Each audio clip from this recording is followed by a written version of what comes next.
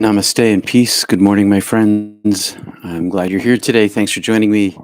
Uh, I have for you a little bit of Thomas Merton. He wrote, "Pride makes us artificial, and humility makes us real." Have you met people who are very prideful and they have this sort of surfaceness to them? There's this artificialness to them, there's this pretendness to them. And then you meet somebody who has humility and there's a genuineness to them, an authenticity to them. This humility, well, in terms of mysticism, it arises from inside the self. The more the egoic mind, the false self begins to diminish, the larger humility grows because one begins to see oneself in the other person. One begins to see the other person as a human being. And you all know I was traveling this week, and so I spent a lot of time in airports. And I noticed that a lot of people just didn't see the other people in the airport. They'd shoulder by them or rush and not really push them out of the way, but make their own path, no matter who's in their path. But then there were other people who were more civil, more polite, and these people could see the other person as a human being. Humility is this process through which not only do we lose our false self, but we begin to see other people as human beings, as people like ourselves. Humility in spirituality arises when one begins to see infinity, when one begins to see the divine inside oneself, one begins to see it in another. We say namaste a lot. Namaste. The God in me sees the God in you. And that's the root of humility, is to see the other as oneself. This can arise through the practice of meditation, which we all know can be this shared communal experience where two or three are gathered and four or five are there. As a result, the magnification of the divine inside ourselves together when we practice. Even practicing together is a sort of humility. I don't need anyone. I can do this on my own, as opposed to let's do it together because we're all better for it. And a word about Thomas Merton, who you may or may not heard of. Thomas Merton was an American Trappist monk, a writer, a theologian, a mystic, scholar of comparative religion. He wrote maybe 50 books. He lived in Kentucky at the Lady of Gethsemane Monastery, and he's particularly known. One of the reasons why people like him so much is not only his great writing, Seven Story Mountain is a book worth reading, but because he was a person in the middle of the 20th century who was experimenting from Catholicism into comparative religions. He had relationships with the Dalai Lama, DT, dyslexia, DT Suzuki, uh,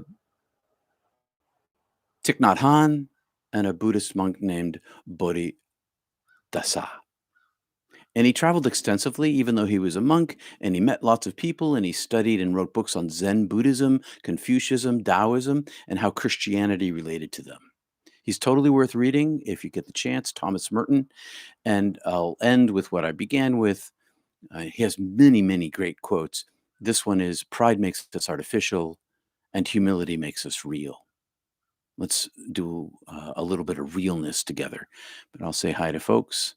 KG, okay, yeah, this was a bit odd for you, but keep an eye on it.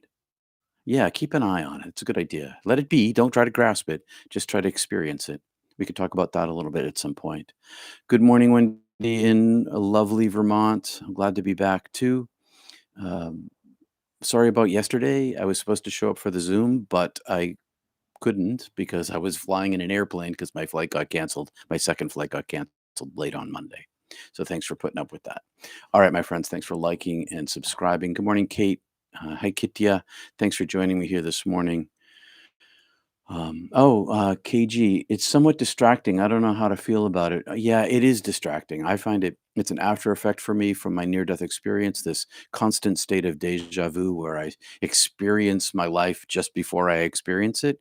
It's sort of disruptive, but I guess I learned how to just be with it and let it just sit there and not try to figure it out, not try to grasp it or own it, just let it sit in my life and continue on with my life, even as this constant deja vu thing continues to happen. I guess I learned to adjust to it. So just watch it, let it happen, and I'm having a conversation with KG over here in the chat for those of you who are just joining us. Hey, Kittia, Kate, and Being, let's join ourselves together in meditation. If you notice, I didn't use the bell this morning. The with the little that copper thing back there because apparently it doesn't really sound on the microphone. I listened to one of my meditations the other day and I couldn't hear the bell. Maybe nobody's ever heard the bell. So I'm going to set the timer for 20 minutes. Grab my mask over here for the light. So in your practice today, one of the things I've been thinking about a lot is I really have a basic practice that I begin with every single time. I begin breathing into my third eye. I breathe nasally into my third eye, and I ride down my spine to my root chakra or my second chakra, the sacral chakra. And then I ride back up, and I practice this again and again and again every single time I begin my meditation. And here's something that you might want to try today. Focus in your heart. At some point in the meditation, just instead of riding up and down your spine, just focus your meditation inside your heart chakra. Just stay there for a while, a little bit of your time today, and then go back to the up and down your spine. This practice where you focus in an individual chakra will open that chakra over a period of time. So today, maybe pick your heart chakra, focus in a little there today. Don't grasp it, don't hold it, don't imagine it. Just feel your back where your chakra is. Just feel your chest where your chakra is. If you can feel inside your body, just feel where your heart is inside your body. And you'll see what happens. It's pretty powerful. All right, let's begin. Oh, I'm glad to hear that, KG. That really helps. That's good. All right. So thanks for joining me here this morning. We're a small group today and appreciate your support, liking and subscribing and all that stuff. We begin with 3 ohms. Follow your breath. If this is new to you, drop down into the description. You'll find a little video link there that'll tell you how to do this centering prayer practice. And Thomas Merton is a Trappist monk out of which centering prayer practice developed, out of the Trappists. Here we go.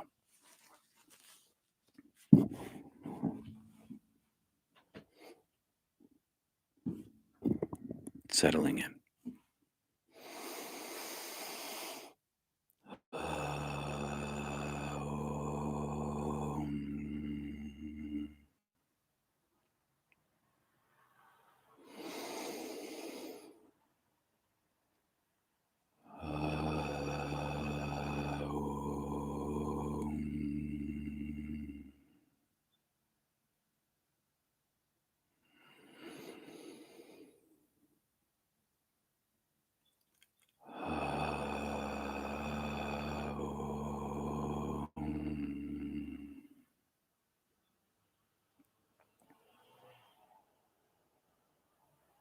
Relax.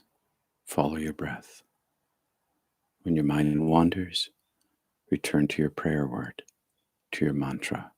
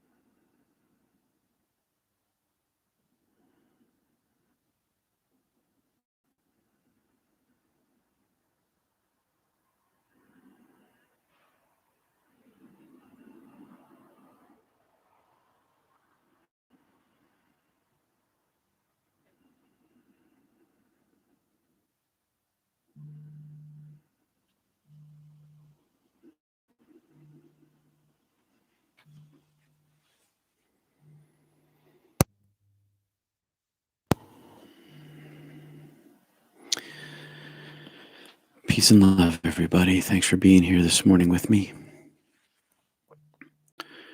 I hope that was peaceful for you and deep. Oh, you can hear the bell, Kate? Oh, you like the bell? You could hear it? Okay, I'll bring the bell back. Thanks for letting me know. Namaste, everybody. Peace be with you. I'll see you on Sunday for Nut Church. And be in touch if you need to be. Thanks for your support. Don't forget to sign up for the email subscription at peterpanagore.love, because that's where I do my communication when, for instance, I have to postpone or can't. Thanks, everybody. Peace and love. I'll see you soon. Cheers. Great. That helped. Good to hear, KG. I'm glad it helped. I'll see you all soon. Peace and love, everybody.